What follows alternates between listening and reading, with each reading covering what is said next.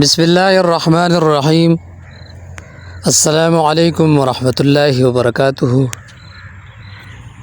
Tension, depression اور anxiety کو ختم کرنے کے لیے آج آپ کو وہ مسنون وظیفہ بتا رہا ہوں جو جنت کے خزانوں میں سے ایک خزانہ ہے، جو عرش کے خزانوں میں سے ایک بہترین خزانہ ہے۔ جو شخص بھی ٹینشن، انزائٹی اور ڈپریشن کا شکار ہو تو وہ صبح و شام یہ وظیفہ 100 مرتبہ کرے، 100 مرتبہ صبح، 100 مرتبہ شام۔ انشاءاللہ العزیز ٹینشن، ڈپریشن اور انزائٹی جڑ سے ختم ہو جائیں گے۔ اور اگر کوئی شخص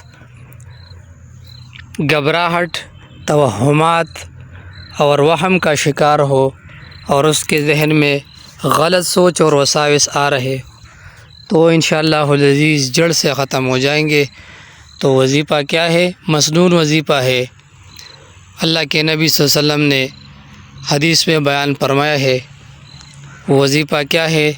لا حول ولا قوت الا باللہ العلی العظیم کو 100 مرتبہ صبح پڑھا کرو اور 100 مرتبہ شام پڑھا کرو۔ انشاءاللہ العزیز اس کی برکت سے اللہ رب العزت ٹینشن، انزائٹی اور ڈپریشن جڑ سے ختم کریں گے، اور وساوس، جن لوگوں کو وساوس آتے ہو تو وساوس کی بیماری بھی دور ہو جائیں گی۔ اللہ سے دعا ہے کہ اللہ تمام مسلمانوں کی غیبی مدد فرمائے، جو لوگ بیمار ہو اللہ اس کو صحت عطا کرے، اور یہ وظیفہ اپنے دوست احباب کے ساتھ شیئر کرے تاکہ اور مسلمانوں کو فائدہ پہنچے۔